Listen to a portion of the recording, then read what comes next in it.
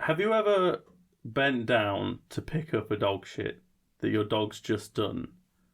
And obviously the bag is intact. I'm not talking about the bag You're integrity giving away. No, yeah. You've not just seen one and thought, okay. You go in, you pick it up, and it's like, obviously it's warm, it's just come out of the dog. But there's a bit that isn't. And then you realise your dog has shit on another dog's shit, and now you're cleaning up two dog shits. Yeah. Now you're doing something nice for the neighbourhood, but I don't know what. I know why, because it's dog shit. But I really don't like the idea of picking up someone else's dog shit. It's a little bit sinister. If you pick up your own dog shit, you're tidying up. If you pick up another dog shit, you're collecting. You're collecting, but you're also tidying up after a lazy piece of shit that's let their dog shit. Mm-hmm. And that dog could have fucking heartworm for all you know. Yeah. If they're lazy enough to not pick their dog shit up, I guarantee you they're not flea and worming. Yeah. You know? Yeah. Has that ever... Because it happened to me again. I have had it occasionally, and I've had it, when we go to the enclosed field. Yes.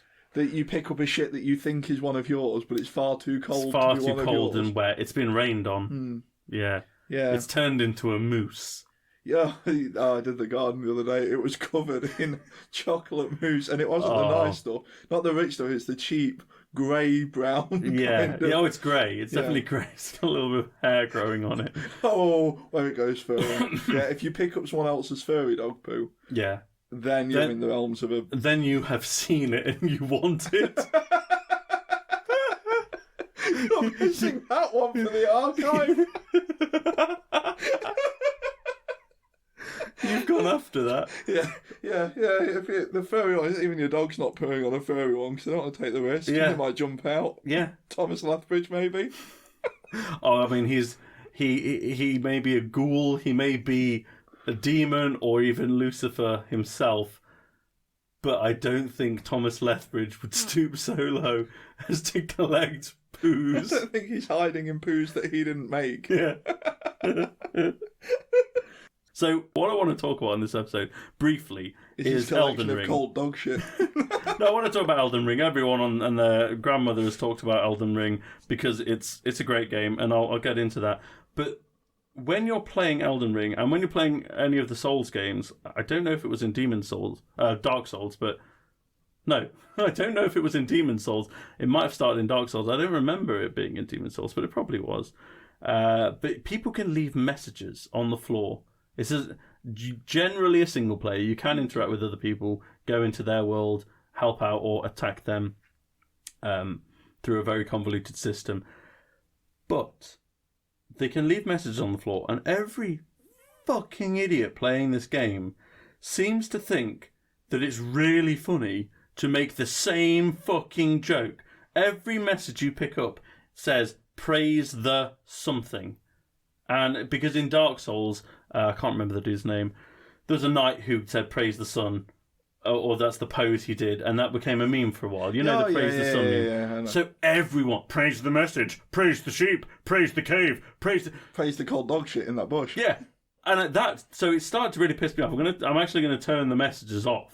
Because there's no helpful ones. It's either praise the or place finger in butt, which is very funny. That's a funny joke. Yeah, you get because it says finger and butt. You're probably getting that one so infrequently as well because it's not a praise though. Yeah, praise the finger in butt. But everyone is making the same thing, and it tells you when a message has been like appraised. Not praised, but appraised. So you're only seeing, like, the cream of the crop. And I'm only seeing praise the fucking message over and over again. And if I find someone that's written a praise the message and chuckle to themselves about how fucking funny they are, I will commit a crime. I will strangle them. You will place finger in butt. It's just infuriating. I'm no comedy genius. We know that. Anyone listening knows that. But Jesus Christ, have a little bit more respect for yourself than writing, praise the meme. Oh. Yeah. Oh, fuming. I'm fuming. Yeah, this is why memes have an expiry date. Yeah. You have a cycle. It's Some funny of them, for the first some of them are X soft and repetition. gentle. Like I sent you a picture of Michelangelo painting the ceiling, and it said, "Yeah, sure, I'll paint the Sistine Chapel, but I'm going to paint a load of dudes with their dicks out." That one can come back again and again over the years. That's a good You're one. going to forget it though. That's the Yeah, and for then it you've to be got funny. You've got to have the oh shit. Remember the yeah. If you get if I see that 12 times a year, Yeah, it's not funny anymore. it doesn't hit me anymore. It's it's the Michelangelo one again. And I know that like topical memes will have an expiration date because they're topical, but these ones that just people it's the messages on Elden Ring are the same. I get the same anger from them as I do someone putting like "don't mess with this bitch" and then a minion. Oh, what was it was like Sick Bastard or something, the Facebook page. And it's like a minion dressed as the Joker from Batman. All the shirts you used to get on like the local market. So there'd be like a Grim Reaper, or there'd be like a skeleton. Like the Alchemy Gothic with like knockoff a ones. knuckle duster and a cigar and that kind of thing. Yeah. And it'd be the kind of, they only mess with me because they don't know where the bodies are. Yes. So these messages give me that same vibe. That's spicy. Yeah, I hate it. But let's talk a little bit about Elden Ring. When you're not placing finger in butt, how's that When going? I'm not putting my finger in butt, I played through the tutorial perfectly fine, got through all that, didn't die, took a step out into the fresh open air. It looks incredible, and I'm playing on the base PS4, so I'm not playing even on the PS4 Pro, and it looks really good. I know it can look better. Don't spam comments or anything on it. Do spam we'll fine, we don't do get it. a lot of them in it. Yeah, it'll be fine.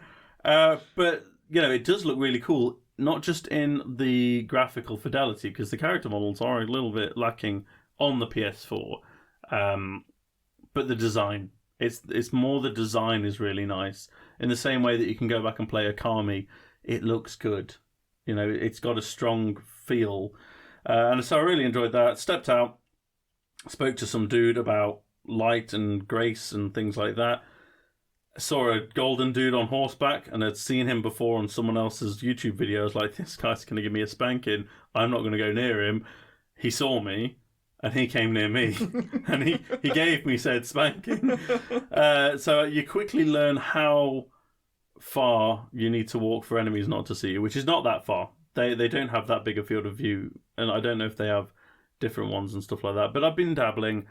I've done only a very microscopic bit of like what you would call main game. I've mostly been rolling around, discovering stuff. I will get back on it, but I need to level a bit more. I'm not, as we've said before, I'm not particularly good at games, and it's quite hard. It's not impossible, but it's quite hard. I'm not going to grind. I think I'm going to do a mixture of get good and grind. Okay. I'll naturally complete it at its destined at the right length. point. So it'll probably take me, like 70 hours.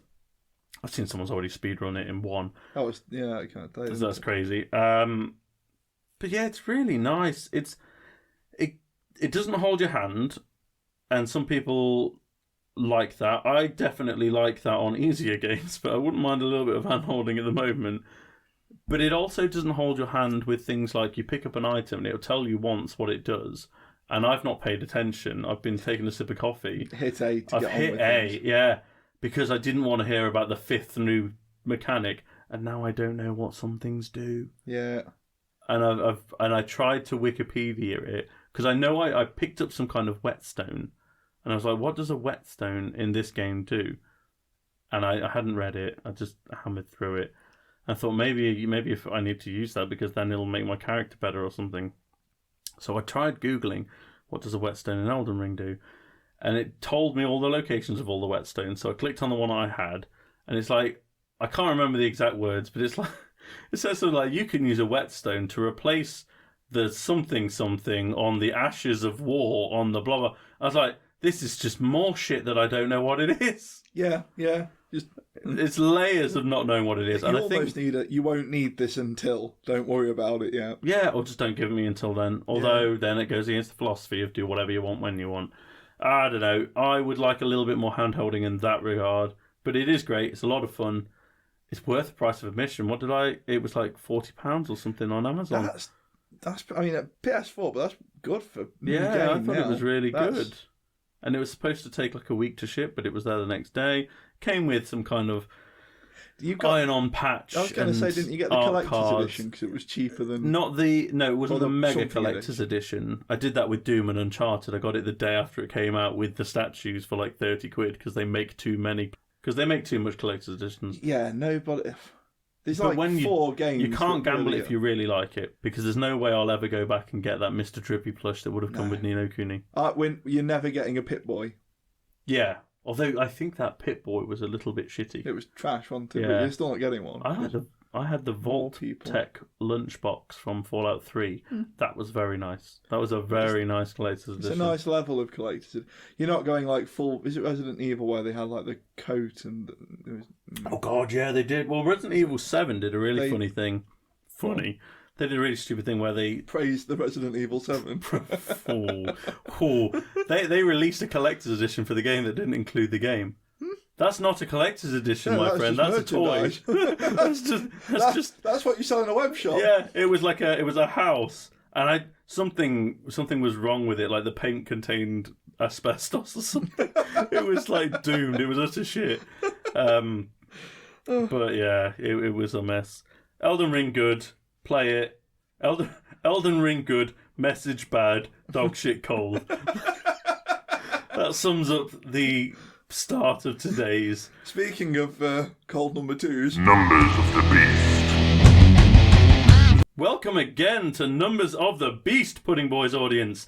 This segment of the show, Naylor and I have a good long listen to a classic album and rank each song on it out of 7 before averaging them out to create an album score and ranking them against the rest of that band's discography. Right now, we're going to work our way through the vast catalogue of Iron Maiden. This week, it's Virtual 11. How did we get along? Overall, how did you get along with Virtual 11? Do you know, I said last week, and this was probably an amplified version, that I went in expecting to be digging in here. I had my studs up. Yeah. I had praise the cold dog shit ready. I know you're doing it to annoy me, but it does annoy me. I get the little twitch every time. It's worth it.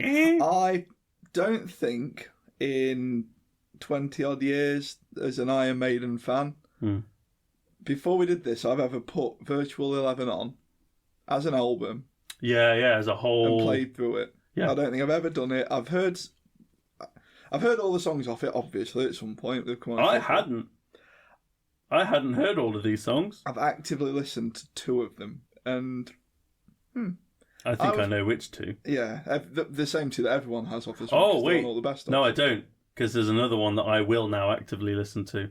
And I'm looking at it, and I was so harsh on it, but I couldn't have raised. Let's just jump in. I think this one's going to be a bit messy. I think we're going to clash. Oh, okay. Okay. Future Real. I give it a 6. Holy crap, I gave it a 4. I'm not mad that you gave it a 6. Future Real. I question it. Sits with me. Hold on, didn't you give Die With Your Boots On a 6? You think it's there? I do. I think this and I've already forgotten the name. The one that we Man on the Edge, which we gave a 7. Oh, Man on the Edge is a 7. I gave a 6. Best. You gave a 7. I think they're the 2 best examples of where Blaze Bayley does Blaze Bayley well. See, I don't, because it's almost like I made a right to Blaze Bayley here. Yeah, I think Sign of the Cross. And that's kind of what it didn't fit. Like the criticism of these albums, I think, is more that they didn't write to what he does. And they tried to write 2 more albums that could have been Bruce if Bruce was still there. Yeah, but I think if they were Bruce albums, they wouldn't be that great. I mean, obviously, Fear of the Dark was quite good, but you still had Weekend Warrior, The Apparition, big. No Prayer for the Dying you had before that. Iron Maiden at this point, until Blaze joined, Iron Maiden were coasting quite poorly. Yeah, for a band that had done Power Slave and Seventh Son, the rest of it just wasn't up to snuff. Not as bad, but they had Metallica syndrome of we've already made it, people will buy whatever we churn out. I reckon so, yeah. But yeah, Future Real for me is one of the 2 songs that I go, if I fancy listening to a Blaze song, they're the ones I think actually Future Real suffers a lot from the same thing I was talking about last week, where everything's quite literal. Oh yeah. It's the lyrics aren't very poetic. It's a good song. I gave it a 4. It's a good romp. I think that's a good score. Angel and the Gambler. Do you know, I gave it a 4. Okay. The Angel and the Gambler, I fucking wish they would have just cut it down a little bit. Yes. When out the traps, this was a 5 to a 6. I gave it so I was at a 4, and then I gave it a 3 because it wouldn't shut up. Out of the traps, I really, because it's almost a completely different sound for them. Yes. And it's very much more almost like a rocky kind of deal than a metal deal. Funny you say that, because I think Angel and the Gambler and Lightning Strikes Twice are that. They're very similar songs, and that's why I've given them both a 3, because neither of them will shut the fuck up. I dropped to a 3 for Lightning Strikes Twice for the simple reason I'd already had more than enough fun with Angel and the Gambler. With the Angel and the Gambler, yeah. I was reading up on the Angel and the Gambler about what it's about, and it's about a vagabond and an angel, and the angel's trying to change him, and he says no. It seems a little bit shit. Didn't seem very well thought out. The musical journey wasn't as exciting in the middle as something like Ancient Mariner or... No. It wasn't varied enough. No, definitely not. The Klansman. I gave it a 7. It's a 7. The Klansman. It's based on Braveheart, and it's way better than the film. It's got everything. It's got everything that Iron Maiden. Yeah. Any singer, even Blaze does this one well. Don't say it like that. Blaze does this well. I think even not Paul Di'Anno. This isn't a Paul Di'Anno song. No, it's not his style. But Blaze, although he could probably pull it off, because it's I don't think he could get the freedom. Maybe not, but do you know the opening where it's mumbly? That would actually work really well. Di'Anno would nail that. But yeah, it's got a bit of everything. It's got the nice acousticy kind of. It's got the bit from. No, carry on. Sorry. No, I was going to say big chorus, strong leads. It's got the bombastic bit in the middle. Now, I said this to Rue when I was listening to it. I always think of the Klansman as still classic Iron Maiden. But it's definitely not. This is in 1998. We are 2 years away from Brave New World, which I consider modern Iron Maiden. I've always lumped the Klansman sound-wise in. Actually, there's a couple on Dance of Death that borrow from the formula. Oh. So, because Dance of Death was one of the first ones that I really got into. Yeah. When Oh yeah, that was your big. Doing the tour and that kind of thing. And the Klansman, I've always kind of put in with things like, is it No More Lies? And, that kind of... No More Lies! Yeah.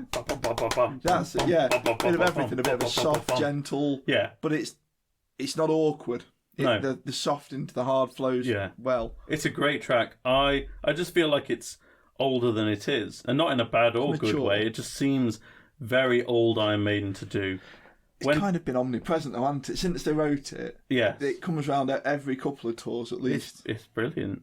When two worlds collide? Give it a 4. I give it a 4. It's good. It's a solid song. It's a really good song, yeah. And it finishes at an appropriate time. It does. It's the bit that the other two struggle with. It still has some issues with overly literal lyrics, but that's just an issue that Maiden are having, to be honest, from No Prayer of the Dying onward. Like you There's less poetry. When there seems to be a bit of a step down of Bruce. Yes. Yeah, I feel like Bruce might chucked his two pence in when they were writing lyrics, so I feel like maybe him not being there has done that. The Educated Fool. Yeah, 3. See, now, this one really suffers from that literal lyrics. However, I inexplicably love it. I gave it a 5. I love it. It's probably the opposite end for me of The Angel and the Gambler.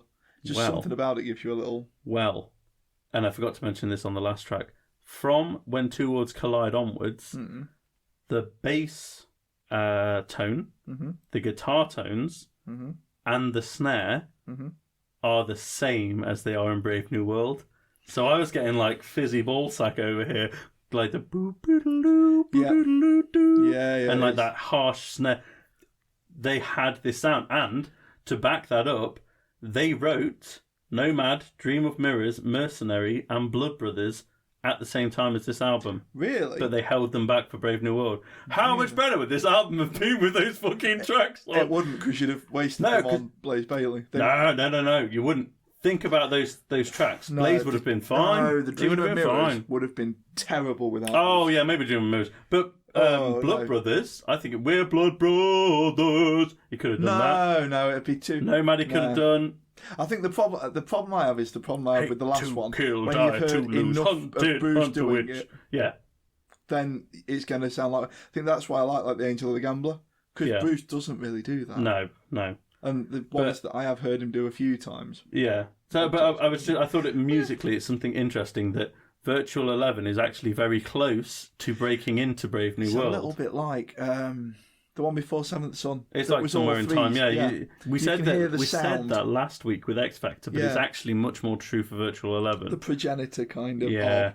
Don't look. Oh, I didn't write the whole thing. Yeah, to the eyes of a stranger. Right. Yeah. Now this annoys me because I see that and I just think of the Queensryche song, and I'm awful for that. I know. And do you know what? I really like Queensryche. Turn my head and stare into the eyes of a stranger. That's not as good as song. that. Yeah, I think that's Queensryche's best song. I like that. I Don't Believe in Love. That always gets me. You know, it's good. But that album. Yeah. Queensryche are good. Queensryche are really good. It'd be really peaks and trough if we did a Numbers of the Beast on them. Yeah, we'd get very bored. And I think we need a shorter back catalogue next time. Because this is starting to hurt. Don't look. What did you give it?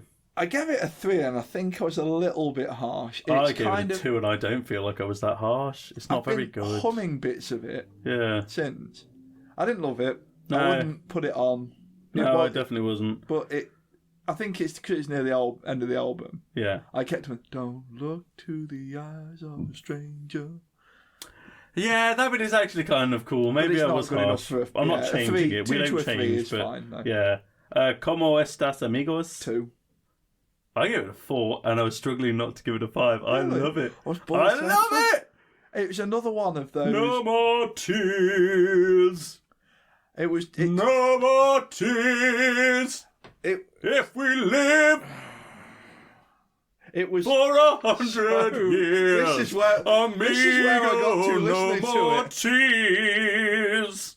It suffered from the same. It suffered from the literal writing. It does, and it suffers from end of album syndrome. Yeah, and it suffers from being a boring song. I think it wraps it up. I like it. I wish I'd given it a 5. I really like it, but it can't. 2. I gave like Edge of Darkness a 5 and Bring Your Daughter to the Slaughter a 5, so it can't be a 5. But it's the last song on this album that I would put on voluntarily. Funnily enough, so obviously The Clansman's a 7, An Educated Fool I gave a 5. Maybe I should have swapped them around for Como Estas. But I will probably go back and put Como Estas Amigos on more than any other... That's consigned to the vault. No, more than any other song on that album. It's the last one maybe more than any other song by Blaze. No, it's not. Not for... I'm not saying it's better than them. That's not what this is about. I'm saying... You enjoyed it more. I enjoyed it more. And I'd never heard it before. I've never heard that song before. I'd probably do the same with The Angel and the Gambler, but just stop it halfway through and skip to something else. Yeah. What did you come out with? Total score 32, average score 4. Oh. What did you... What? Exactly the same. I don't think we matched on any song. But... Holy crap, though.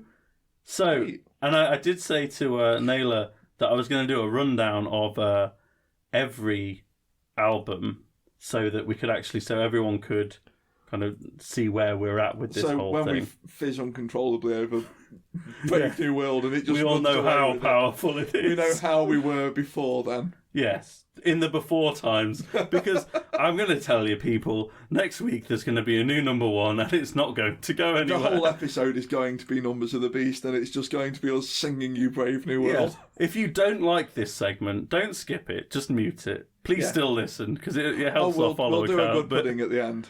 Oh, yeah, we'll bring out a good pudding. I promise. Tom will get real mean. I promise. So, at number 1, Seventh Son of a Seventh Son with 11.4. This is out of 14, by the way, guys. Feel good number about that. 2, Power Slave at 11. Feel good number about that. 3, I put Number of the Beast. No, it is Number of the Beast. Yeah, this is Numbers we of the Beast. changed it. So, Number of the Beast, 9.87. Okay. 4, Peace of Mind, 8.89. Now, Number and Peace, they're good, but that's quite high. Fear of the Dark, 8.75. Iron Maiden, 8.38. Virtual 11 at 7, 8. Killers at 8, 7.33. The X Factor at 9, 7.26. Somewhere in Time at 10, 7.12. And at number 11, No Prayer for the Dying at 5.6. It's going to take a very cold dog poo to lift that up. I dislike that album. Yeah. And let me look at what songs were on it, because I think the only one... there's got to be something good. The only one that I'm plucking off it was... Which one was it? We said No Prayer. Bring Your Daughter's the best song on the album. Nothing is going on my best of. We're going to do a best of at the end. We're each going to have 12 tracks. Yeah. And we're going to make our own best of. And I'm going to break the rule of it has to be a 7 because Como Estas is going on there. But we're going to... Nothing from No Prayer is going on the best of. Bring Your Daughter. If they don't play that live, I'm not going to notice. No. Somewhere in Time, I'd Wasted Years at least. Yeah. Oh, God. Wasted Years is good. Okay. That's a good Numbers of the Beast. However, if you fancy listening along at home and making your own uninformed judgments, next week's Numbers of the Beast will be Brave New World, and it's a little bit special. Bruce Dickinson's coming back. He's made his trousers out of bin bags, and he's got a little vest, and he's going to wave a balloon about. That's the Wicker Man video. He's just boffing a balloon about on the floor. Yeah, but... Just really mad at this balloon. This exercise ball is fuming. I'm into it. I'm so into it. Spoiler alert, I've started already, and it's all 7s. I've been cheating with Rock in Rio since day one. I've been looking at Rock in Rio. You're going to want to join in for this, because it's just going to be us talking about how great something is. If you ever feel like this podcast is too negative, tune in to Numbers of the Beast next week. I always go back to the bit... If you listen to this, you probably watched the Grand Tour. Yeah. There's that really heartwarming bit at the start of Season 1, Episode 1, where Clarkson's driving down that long empty road to I Can See Clearly Now. He looks out of one mirror, May's behind him in his supercar. He looks out of Hammond's there. You get that little wave of warmth that you get, that things can be okay. Yeah, Brave New World you're is going to get tsunami of that when we do Brave New World. Yeah. We're going to... I'm going to gush. There's going to be streamers. Yeah. I mean, gushing is like praising it. Praise the album.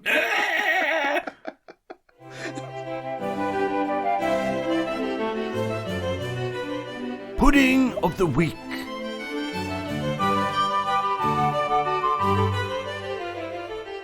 Welcome back, fellows. It is I, thomaslethbridge, and I am once again here to bring you Pudding of the Week, this segment of the show where we learn a little about a delicious dessert from around the globe, and Naylor ranks it on a scale of his choosing.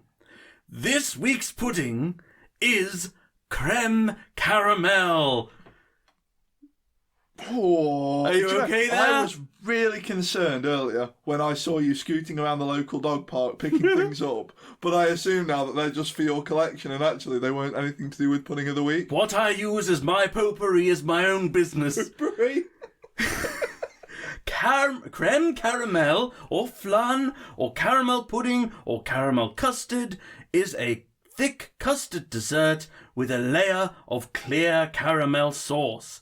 Invented in the later part of the 20th century, creme caramel occupied an excessively large amount of territory in European restaurant dessert menus due to its convenience. For restaurateurs, being able to prepare a lot of them in advance and keep it until needed, it was perfect. One thing to note about creme caramel is that the regional variants occupy far too much time, so I cannot go into it all, but it is popular around the globe, and most of us know it from a little plastic pot where you tear the tab at the bottom, turn it upside down on your plate, and go at it with a spoon. I'm going to have a sneaky sip of Blaw's squash. Your phlegm's normally the same consistency as creme caramel. Just a lot more blood. Yes, it's a lot more red. You need some Corsadil. Farewell, boys! See you, Tom.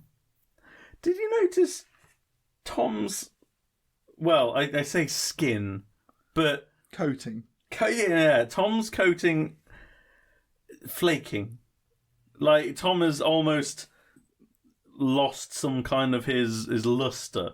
Maybe he's been spending too long in the wrong dimensions or something. Maybe I don't know what or how he gets up to. What or where we never really talked about what he feeds on. I assume he has to take something live and squirrel it away and just drain its essence. I don't know. I don't know whether he feeds. There's rules around Thomas that I don't understand. Now his law. I've don't got think a people are callback leaving enough notes around saying praise the Lethbridge or praise the pudding. Now, if I saw a note that said praise the Lethbridge on Elden Ring, I would shit your pants because you know that Tom was in the game. Tom had found it. So, right, I've got a little callback here. I've got a little prep because I've got to get these plates out. So that's what that noise is. We're actually tipping them out. We're tipping them out now. Eating them out of the pot. As a child, you just eat them out of the pot and then you try and lick the pot. Oh, yeah. We've just got weird ridges and it stops you. So, as I was saying earlier, I couldn't find the cheap, almost plasticky ones that I wanted because that's where it is. That's the staple. It's just fridge custard. Instead, I've got this medium. This is the upper middle class. This is what happens if your creme caramel comes from Marks and Spencer's. Yes, the Waitrose caramel. But I don't think it comes out because it's got no tab. Batter the living shit out the top end. Hey! Those weren't for effect, by the way. That was him battering the living shit out of. You know what? That's a cute little boy. It almost looks like an enemy in a Japanese RPG. It does actually. He's jiggling around on the plate. Some goggle eyes on that, and you'd have to jump on it. Akira Toriyama would be able to make an enemy out of this. Mine's coming a bit smoother. There we go. Look at that. That is even a good caramel. Is it good? Cheeky shit, licking the parts. Yeah, I've left both the pots on my side. I noticed I didn't get my part. Wow. Good, isn't it? It is good, actually. That's a real strong one. You know what? I think I still prefer the cheap one, just because it's what. It's a nostalgia thing. Yeah. I think even Pie wants some of that. Yeah, my dog has just wandered into the room. That will come out of you. Well, let's put it this way: you're not going to be picking that one up later on when it's cold and hairy. This is great. great. Going to wash away. This is actually fantastic. I've wanted to do this pudding for weeks. It's I was going to build it up because vanilla bean. You already dropped a couple of bean jokes. I was going to try and trick you into thinking it was beans. Bean based. I am gonna go to a foreign goods supermarket and try and find some kind of bean paste. Well, I really piss you off with one of my numbers of the beast. When I managed to leave you a praise the pillow on your pillow or something. No, you're going to ruin Brave New World. You're going to make sure that even if I give it a 7, it only gets 7. If it gets an 8, it levels out with Blaze. I honestly think, wow, that was fantastic. I'm not going to lick the plate on air because... No, you don't need to hear our chops slopping together, but it'll just get everywhere. But I am going to go into the pot. The Blaze era is definitely helped out by the fact that we're doing these quite not quickly. An album a week is not a fast pace, but we've spent so much time with Bruce. We're going to put this down there, away from the dog. We spent so much time with Bruce that it was refreshing to hear someone else, even though Blaze is often criticised for being not Bruce-like, but not Bruce. Well, I think that's the thing, growing up, like I say, I'd never listened to I listened to the songs individually. Yeah. But never spent an hour listening to the album. It was fun. It was very fun. I will probably go back to Virtual 11 more than I'll go back to X Factor. X Factor was a hard listen. Yeah. But not as hard as No Prayer. I did enjoy the fact that Virtual 11 kind of jumped back into the art style, the album art. Yeah. Because I feel like the Iron Maiden album art, when they changed it for X Factor, there was that. It was 90s, and so we had bands like Korn and Slipknot and all that dog crap. But I think Iron Maiden must have at the time felt like a very old man rock band. It looked like they were trying to fit on a Best of Roadrunner. Yeah. And so I feel like at Virtual 11, they just said, you know what, fuck it, we are. Yeah, even and then the in Brave New World. with the video game thing. Yeah, the concept was them saying, actually, fuck it, we're not quite on this wave. But... Yeah. No, I think it was great. And then and then obviously the album afterwards, they come back with Brave New World. and really not with the songwriting, but with just the tonality of their instruments, rewrote who they were as a band. I saw some reviews, and I know that I should be saving this for next week, but I saw some reviews that were saying, "Oh, it's classic Iron Maiden. It's not anything new." No, fuck you, classic rock. It was wildly new.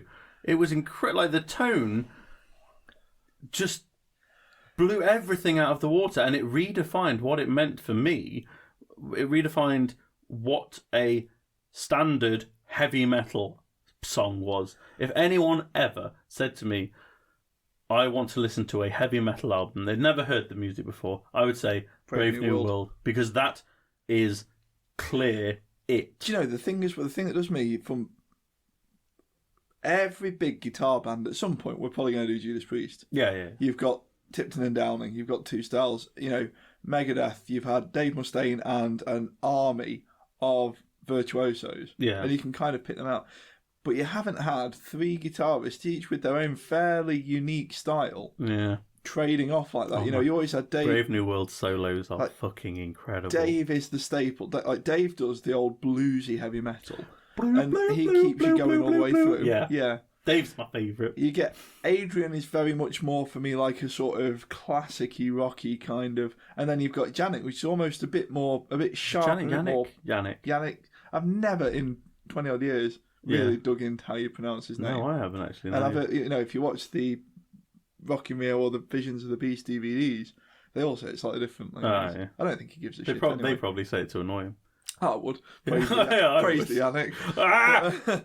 But no, it's like, you always have two. Yes. Guitar, you always have two contrasting-ish styles. Yeah. The Amets in Arch Enemy, just to, you know, I know you love that one. Yeah. But I made got three. Because... What scale are we on? Because I realised we'd just gone back into Numbers of the Beast, and I know for a fact that some people don't like that segment of the show. But I do, so I don't care. They're going to hate next week. Oh, yeah. Next week, prepare, because it's going to be us talking about Numbers of the Beast, then it's going to be Numbers of the Beast, and then it's going to be Pudding of the Beast. So what's the scale? Let's talk Pokemon evolutions. Hey, that's 2 Pokemon in a row. I know. We did rarity. So Pokemon evolutions. So you get some Mon that don't evolve. Yeah. You get some Mon that evolve once. Yeah. There's some Mon that evolve twice. Yeah. Which is the gold standard. You get some Pokemon... hold on, it was the gold standard. No. You get some Pokemon that Mega Evolve. Which is just dumb. And which is lazy dumb. and shit. Yeah. This, for me... Yeah. This is a nice, solid 2-stage Evo. Yeah, so, I'm happy with that. Like, okay, here's my rationale. If Pokemon doesn't evolve, it's either an Uber, you're talking like a god, basically, or it's a child, or, you know, it's one of those weird niche mon that the non-evolving, I tend to see does go wildly, as you say. It's either going to be legendary or either throwaway, like Chatot. Yeah. But then you get Snorlax. And then you get Horlucha, and you get these kind of these weird interjections. Yeah. Doubles you tend to get a lot of throwaway stuff in dubs. Yeah, you do. Give me a double. It's an easy one. That was everyone's. I hope everyone's. Right, Donphan.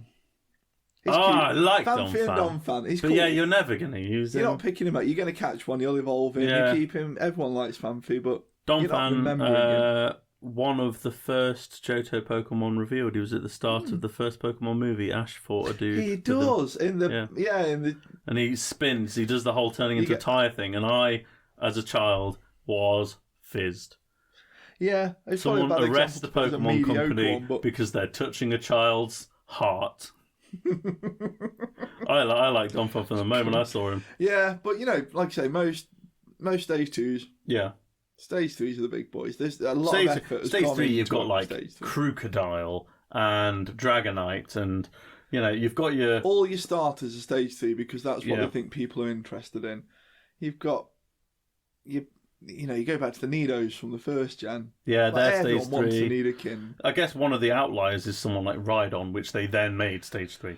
Yeah, and I'm very conscious of the fact that things that were a stage 1 can now be a stage 3. I mean, Electivire is a 3 now, isn't he? Because you had Allegro and Electables in. So it's been muddied a bit, but Stage 3 always shouted to me that somebody has gone to the... You're going to remember most of the Stage 3s. I prefer when all... And I know it's a bit old man sitting on porch not liking change, but I prefer when a Pokemon is revealed in full. All stages, same gen. I do get like, oh, they wanted to make Nosepass have an Evo, so they added that in. But Nosepass was kind of one cool. exception for you. What? The coolest boy. Togekiss, yeah, okay. I don't know what, I'll eat my crow. I'm a fucking idiot. What do I know? Togekiss is fantastic. That was the perfect example of an Evo. That they have got lazy recently with sticking an extra Evo on because, you know. But most of like the dragons, they're all Stage 3 and, you know, they're going to be heavy hitters. Mega Evos are dumb and can, you know. Yeah, I saw someone comment the other day that they hope the gimmick for the new game is that they bring back Mega Evos. Now, a couple of things there, my friend. I hope there's no gimmick for a start. No, I'd like a really good staple. I'd like a standard, because they're going to have so many new mechanics coming from Arceus Legends. But also, if there is going to be a gimmick, not Megas. I'd rather do the stupid dance when they get a special move. I don't like it when they change how Pokemon look, because they're not making Beedrill more useful. They're making this a new other thing. Now, and Beedrill's probably one of the very few Mega Evolutions that I think looks okay. Doesn't look good, it looks okay. Yeah, he's one of the few that doesn't actively ruin a fairly good design, Tyranitar. What the fuck did they do to Pinsir, Tyranitar, Aerodactyl, Garchomp's chin? Like, what the fuck is going on with them? Don't talk about Garchomp, the stupid beard thing. I like Garchomp. I enjoy Garchomp. I enjoy him a lot. So this is a 2-stage evolution. Yeah. Rationale? It's powerful. Yeah. There's enough of him. Yeah. It's not stupidly overpowered. You're not going to go to a sort of Michelin-starred restaurant and have a creme caramel. No, you would probably have a creme brulee if you wanted exactly. The same kind of thing. And it would have to have some kind of weird thing poured on it that makes the brulee extra hot than the sun. It has an octopus tentacle on it. Exactly. Now, creme caramel, you know, if you go out for a good pub lunch... And they offer you some like you large... might get a creme caramel. Yeah. Like a big one. Well, this is the problem with creme caramel. They're not big.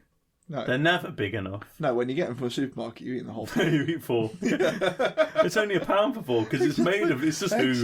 It's just hooves and vanilla flavouring. Yeah, they've just split one. Do you know what? They've split open a hoof of a horse. They've made the custard from that, and they've gotten the vanilla flavouring from a beaver's anal gland.